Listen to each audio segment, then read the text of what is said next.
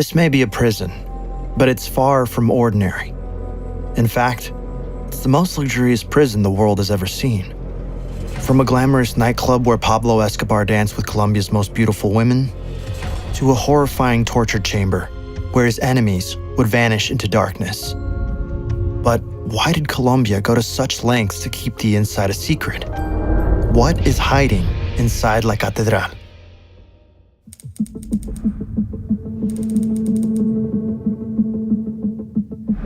"10 a.m. Escobar lies in his bed, thinking about the day ahead.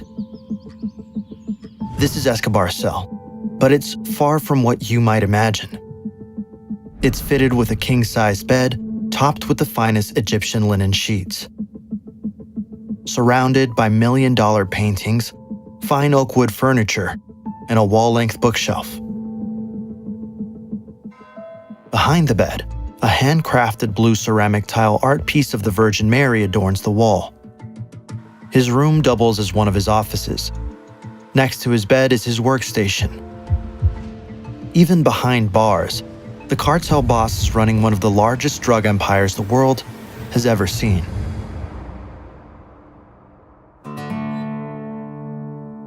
To a man like Escobar, image is everything. Even in the prison, Escobar constantly fusses over his appearance and hygiene. He grooms himself extensively, brushes his teeth for 45 minutes. And because of his large belly, he measures his weight every morning. Each day of Pablo Escobar's life is a roller coaster, and today is no different. 11 a.m. As he makes his way to breakfast, Escobar passes a wanted poster of himself and high-rank cartel members pinned to the wall. It hangs there like a trophy, in a brown wooden frame. He's fully embraced his role as a villain, with a collection of every wanted poster ever issued against him shown off with pride. His kitchen and living room are brand new, fitted with pristine marble, shiny appliances, and elegant ornaments. But he won't be eating here. Escobar rarely eats alone. At La Catedral, he's always surrounded by his closest allies. Escobar is on his way to another part of the prison. As he walks, he passes the rooms of his top lieutenants and sicarios. Like his bosses, their rooms are lavishly furnished. At the center of one of the rooms stands a big circular bed. Where most rooms would have a crucifix, a massive black and white portrait of Escobar hangs, just to remind his goons that he's always watching. It's not hard to see why the Colombian government was so eager to keep the prison and its details hidden from the public. Back inside, the boss starts his day. Today, Escobar will be eating with his lieutenants inside of his giant casino. This room, nearly 500 square meters, is where the narco spends most of his time. As he sits down, Escobar has brought his usual breakfast. His private chef cooks a traditional Colombian plate of rice, eggs, roast beef, fried plantain, arepa, beet salad, and couples it with a glass of milk. It might be hard to imagine, but we're miles away from civilization, up a rugged jungle mountainside. And yet, here, Escobar has commissioned an industrial-grade setup, fit for even the finest restaurant. It's fully stocked with multiple fridges and cooking areas. Just a single one of these fridges could cost upwards of $5,000. The entire kitchen alone set the boss back nearly $75,000. Right now, the chefs and staff are prepared for a typical occurrence in the million-dollar prison. But tonight, something's different. Two guests are set to arrive at 5 p.m., whose presence will make international news. 1 p.m. Escobar finishes his meal. Even though he's behind bars for countless crimes, his transnational drug empire still runs like clockwork. Escobar stands up and heads to the office. It's probably a good moment to mention just how Pablo Escobar ended up behind bars. By the 1970s and 1980s, Medellin, Colombia, had become the epicenter of the worldwide cocaine trade. Drugs were flowing out and an unimaginable amount of money was flowing in. But gangs, organizations, and drug lords were split. Escobar, being the sharp drug lord that he was, saw this as an opportunity. He used his charm and power to unite all of these different groups under his banner. With internal divisions settled, the Medellin cartel was able to rake in billions of dollars a year. But all of this came at a cost, a deadly cost. Back in his gilded cage, Escobar takes a pause before heading into the office. He has a telescope mounted right outside, pointed at his family's home down the mountain. Escobar bought this house near the prison to keep a close watch on his family and make visits more convenient. His wife, Maria, whom he married when he was 26 and she was 15, lived there with their 2 children, Sebastian and Manuela. The decision to place the prison was strategic, offering more than just an incredible view. He had spent endless hours as a child roaming these hills, meaning he knows the area like the back of his hand. The elevation adds an extra layer of security, allowing him to monitor anyone approaching the prison in case he needs to make a quick getaway. As Escobar takes a look through the telescope, his henchman hands him a telephone. His daughter is on the line. She's staring back up at him through her own binoculars, talking to her dad. "When can I go to the dollhouse?" she asks. A life-size dollhouse sits a few feet away from her dad's room. Just one of the little details that makes this prison so strange. A little girl's dollhouse, though far from ordinary, in the same prison where, just beyond its walls, Escobar is about to issue some very dark orders. Escobar walks into his office and sits down. In front of him, a white Italian marble desk. Behind him, a matching bookshelf. His whole office, including black leather couches and beautifully adorned drapes, looks like it belongs in a 5-star hotel. But today, Escobar has little time to appreciate his surroundings. On his mind is only one thing: betrayal. As we mentioned earlier, the rise of Escobar's cartel came at a steep cost. Escobar had ordered the assassinations of countless people, including very popular political and business leaders. He was also responsible for terrorist attacks, including the downing of a commercial aircraft, killing hundreds. His huge criminal empire made him a target for both governments and criminals. This made him paranoid beyond belief. Escobar saw enemies in every corner, even where none existed. At his desk, Escobar picks up the phone and calls Fernando Galeano. He's furious.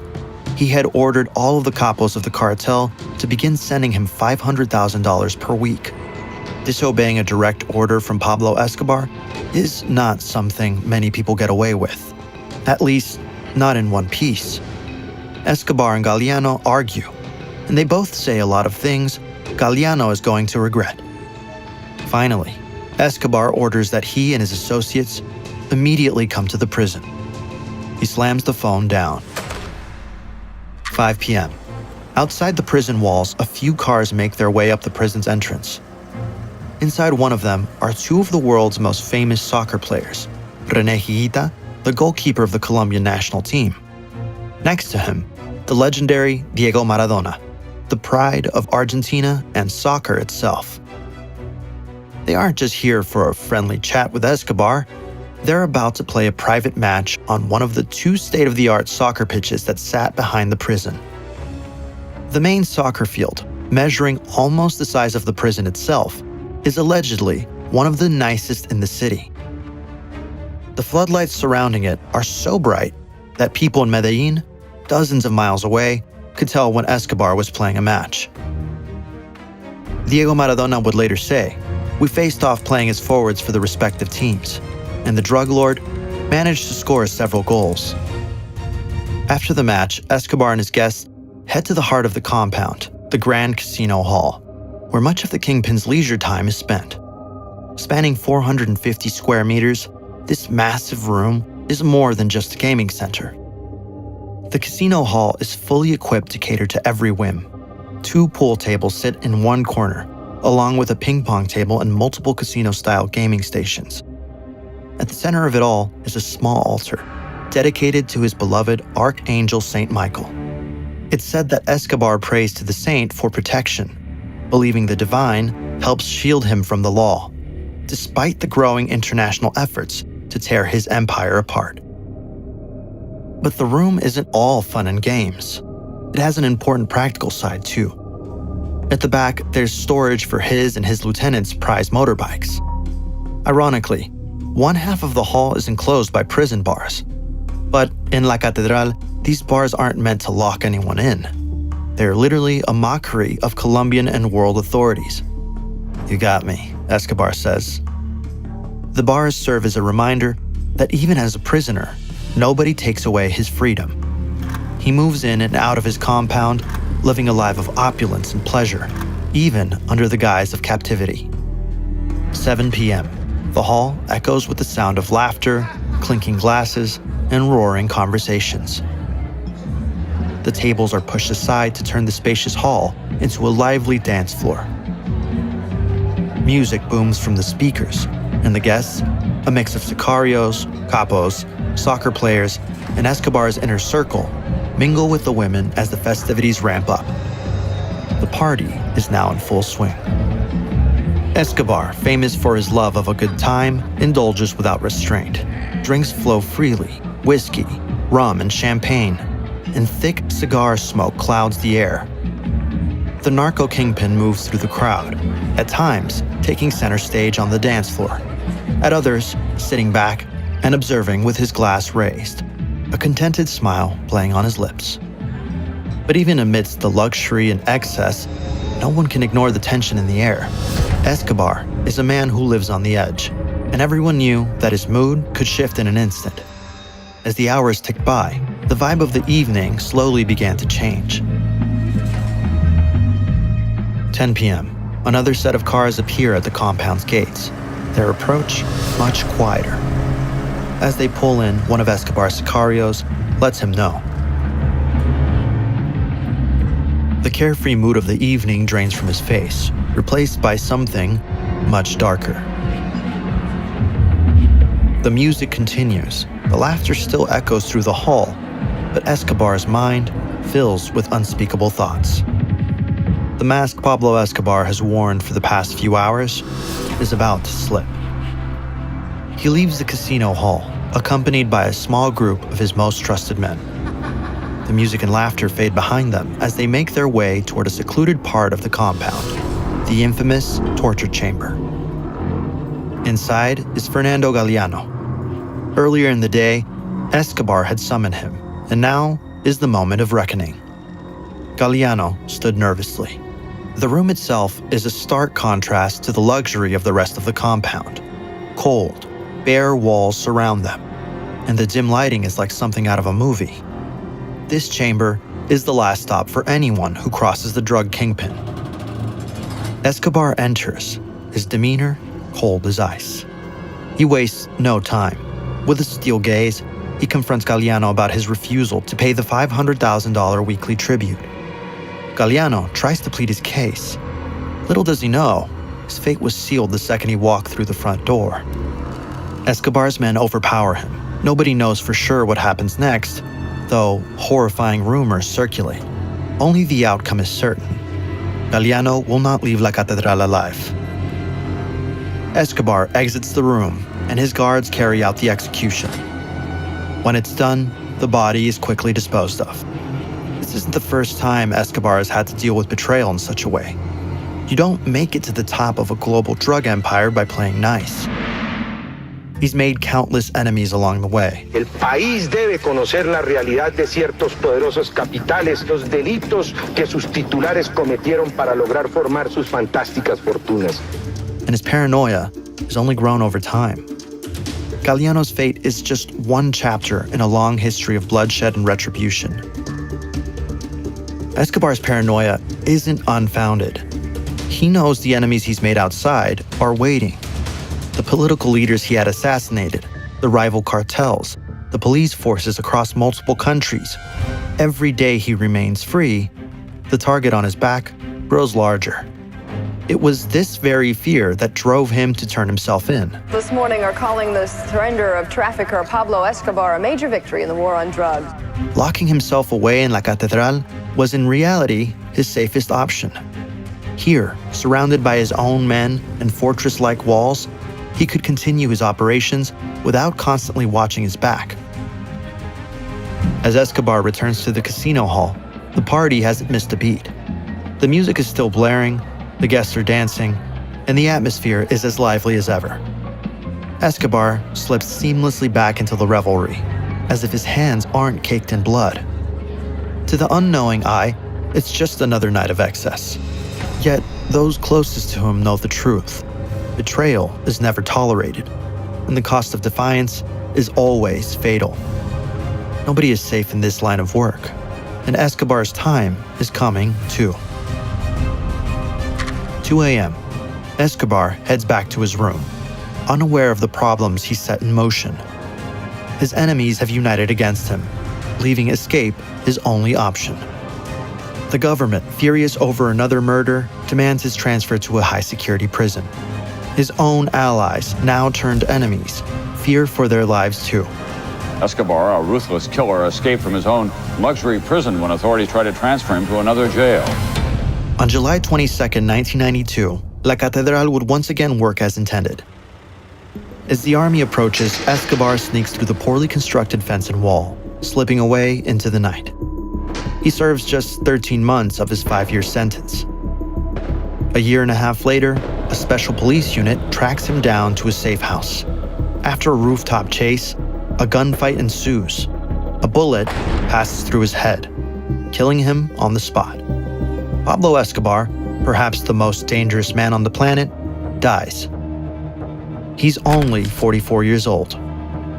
The prison, on the other hand, lasts a few more years, but even it starts falling apart.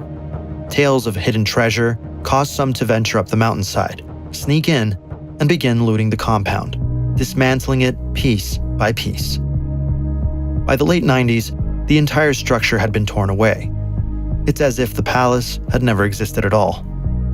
Colombia portrayed Pablo Escobar's imprisonment as a sign of strict control, framing his arrest as a major victory in the country's war on drugs. To maintain this image, the media was tightly controlled, revealing little about the luxurious reality inside his prison to avoid scrutiny. The site where La Catedral once stood is now a monastery and nursing home for impoverished senior citizens. While it had once been where the drug lord had built a castle of sin and torture, it's now a place of respite and healing.